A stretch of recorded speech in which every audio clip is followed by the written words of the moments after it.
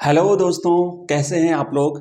देखिए, आज की हमारी क्लास बहुत ही खास होने वाली है क्योंकि आज की इस क्लास में मैं आपको बताऊंगा वो राज जो टॉपर जो स्टूडेंट कवि और लेखक परिचय को याद करना और फिर उसे परीक्षा में लिखने का बेस्ट तरीका अपनाते हैं। देखो, सबसे पहले तो हम ये जानेंगे कि लेखक और कवि परिचय में परीक्षा में लिखना क्या है, क्या क्या चीजें लिखेंगे तभी लेखक परिचय पूरा माना जाएगा या कवि परिचय पूरा माना जाएगा और आपको 3 में से 3 नंबर हिंदी अनिवार्य में मिलेंगे। उसके बाद फिर मैं आपको बताऊंगा वो ट्रिक कि किस तरीके से हम पूरे उस कवि परिचय और उस लेखक परिचय को याद कर पाएंगे, क्योंकि अगर हम 4-5 कवि 4-5 लेखकों का परिचय याद करते हैं तो कंफ्यूज हो जाते हैं और पहली बात तो याद ही नहीं होता, इतना कई सारी चीजें छूट जाती है। तो बिल्कुल चिंता मत करिए, आज की इस क्लास में हम कंप्लीटली देखने वाले हैं किस तरीके से ट्रिक के साथ याद करेंगे, क्या कहानी होगी और फिर उस कहानी के माध्यम से हम एक एक कहानी के माध्यम से एक एक परिचय को कंप्लीटली लिखने वाले हैं, याद करने वाले हैं। सबसे पहले तो आपको ध्यान देना है कि जब भी आपको कवि परिचय या लेखक परिचय आप याद करने बैठो, क्योंकि परीक्षा में लिखने वाली बात तो परीक्षा के दिन होगी, आज तो याद करना है ना। तो याद क्या क्या करें और क्या फॉर्मेट होना चाहिए, क्या ट्रिक होनी चाहिए ताकि हम परीक्षा में पूरे नंबर प्राप्त करें। तो देखो कि कुछ चीजें जो आपको ध्यान देनी है, मुख्य बिंदु क्या क्या है किसी भी कवि या लेखक परिचय को याद करने के लिए। कॉपी और पेन लेके बैठना और लिख देना, ध्यान रखना इसको, क्योंकि भूल जाओगे नहीं तो यहां पर सबसे पहले कि परीक्षा में उत्तर लिखने का जो स्मार्ट फॉर्मेट होता है वो ये होता है, सबसे पहले हम उस कवि का नाम और उसका उपनाम लिखते हैं। जैसे मान लीजिए निराला है, ठीक है, तो निराला को और किस नाम से जाना जाता है, जैसे छायावादी युग के प्रणेता, छायावाद के महेश, ऐसे। उसके बाद अगर हम महादेवी वर्मा की बात करें तो आपने यहाँ नाम लिखा महादेवी वर्मा और उपनाम लिखो आधुनिक मीरा। तो ऐसे नाम और फिर उनका उपनाम। पहला पॉइंट तो ये हुआ, आंख बंद करके रिवाइज करना, पहले एक बार इतना देख लो फिर उसके बाद आंख बंद करके रिवाइज करो, अच्छा कि हमें लेखक या कवि परिचय में क्या क्या लिखना है। सबसे पहला पॉइंट नाम और उसका उपनाम, तो याद भी करने में आसानी हो जाएगी और लिखने में भी आसानी हो जाएगी। दूसरा पॉइंट क्या रहेगा, उस कवि या लेखक का जन्म वर्ष और जन्म स्थान, ध्यान देना वर्ष और स्थान बिल्कुल आपको लिखना है। तीसरा पॉइंट आएगा, ये महत्वपूर्ण पॉइंट है, वो है साहित्यिक पहचान, वो कवि किस युग का कवि है। जैसे निराला की बात करें तो छायावादी कवि है, ठीक है। महादेवी वर्मा की बात करें वो भी छायावादी कवित्री है।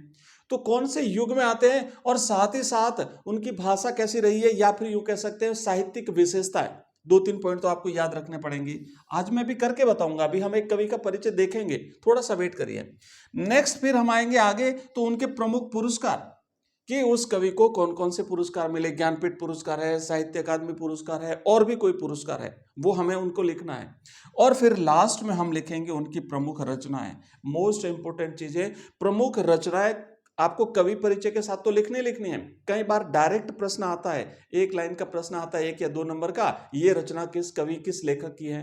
बिल्कुल मैं आपको बताऊंगा, एक बार पूछा था बाण भट्ट की आत्मकथा किसकी रचना है, तो आपको याद करना, ठीक है ना, वो ट्रिक के साथ हम याद करने वाले हैं। तो इसे हम ट्रिक से याद करेंगे, एक कहानी के माध्यम से याद करेंगे। तो आप चाहो तो इसका एक बार स्क्रीनशॉट ले लो जल्दी से और फिर हम आगे बढ़ते हैं। और अब हम देखने वाले हैं एक बहुत ही शानदार एक कवि परिचय कि हम कैसे जो है वो परीक्षा में लिखेंगे। चलो, ये देखो हमारे सामने है शमशेर बहादुर सिंह। अब हमें अगर शमशेर बहादुर सिंह का कवि परिचय परीक्षा में लिखना पड़े तो हमने क्या कहा था, सबसे पहले तो हम कवि का नाम लिखेंगे। तो हमने लिखा शमशेर, आपको इस तरीके से लिखना है, जैसे मान लो ये आपका है ना उत्तर, आपने लिख दिया, उत्तर लिख दिया आपने, फिर आप लिखेंगे शमशेर बहादुर सिंह कवियों के कवि। ये इन्हीं के लिए पंक्ति है, ध्यान रखना, और ये पूरा केवल शमशेर बहादुर सिंह का ही है, दूसरा नहीं है। तो इसे आप अच्छी तरह से लिख लेना, याद रखना। पहचान क्या है, ये प्रयोगवादी कवि, आप चाहो तो लिखो कवियों के कवि लिखो, आप चाहो तो यहाँ पे लिखो प्रयोगवादी कवि, ठीक है। उसके बाद उर्दू और हिंदी का दोआब माना जाता है। दोआब का मतलब होता है उर्दू और हिंदी दोनों भाषाओं के बीच के कवि माने जाते हैं, क्योंकि हिंदी के विकास से पहले भारत में उर्दू ज्यादा बोली जाती थी, धीरे धीरे बाद में हिंदी का विकास हुआ, तो ये बीच के कवि माने जाते हैं। जन्म 1911 में देहरादून में हुआ था। तो हमारी जो ट्रिक थी ना, उस ट्रिक के हिसाब से हमें क्या करना था, सबसे पहले कवि का नाम और उसका उपनाम। तो कवि का नाम आ गया शमशेर बहादुर सिंह, उपनाम क्या है, कवियों के कवि या प्रयोगवादी कवि। उसके बाद दूसरा हमारा पॉइंट क्या था, जन्म वर्ष और जन्म स्थान। तो इनका जन्म वर्ष 1911 देहरादून में। तीसरा हमारा पॉइंट क्या था, साहित्यिक विशेषताएं या फिर उनके साहित्यिक दृष्टिकोण। तो साहित्यिक विशेषता में हम आते हैं, तो साहित्यिक में ध्यान रखना कि एक तो इन्हें बिंब धर्मी कवि, बिंब का मतलब होता है इमेज, यानी कवि जब किसी घटना का वर्णन करता है तो उस वर्णन के समय कुछ ऐसे चित्र हमारे सामने उपस्थित करता है कि हमें लगता है वास्तव में वो चित्र हमारे नजरों के सामने घूमने लग जाता है। जैसे कवि ने वो लिपा हुआ चौका और चूल्हे वाले बात, और अभी हम देखेंगे नेक्स्ट पेज पर बताया था ना, तो इसीलिए ये बिंब धर्मी कवि माने जाते हैं, इन्हें बिंब धर्मी कवि कहा जाता है। जैसे उषा कविता में उन्होंने नीले शंख की बात करी थी, राख से लिपे हुए चौके की बात करी थी। इसके बाद और क्या है इनकी कविताओं की विशेषता, ये साहित्यिक विशेषता में है, कविताओं में चित्रकला का प्रभाव दिखता है, मतलब इन्होंने चित्र बना दिए, जैसे ही वो वर्णन करते एक चित्र उपस्थित हो जाता है। और तीसरा पॉइंट आता है पुरस्कार का, तो इनको जो है वो साहित्य अकादमी पुरस्कार मिला था। किस रचना पर मिला था, चूका भी हूं नहीं मैं। अब देखो इनकी रचनाएं कैसे, हम नेक्स्ट पेज पे जाते हैं जहां पे हमें इनकी रचनाओं को याद करना है। आप चाहो तो स्क्रीनशॉट ले लो, इसको बाद में लिख लेना कॉपी में। तो अब देखो कि यहां आप थोड़ा सा हम इन्हें देखेंगे, जैसे लिपा हुआ चौका और साथ ही साथ शंख का जो बात करें तो एक चित्र हमारे सामने उपस्थित हो जाता है। और बच्चों ध्यान रखना, कभी भी जब लेखक परिचय कवि परिचय याद करो तो याद करने के बाद, लिखने के बाद आंखें बंद करके सोचो कि मुझे शमशेर बहादुर सिंह के बारे में क्या क्या चीजें लिखनी है, उनका नाम और ठीक है ना, पूरा एकदम सिस्टमेटिक ढंग से आपको लिखना है।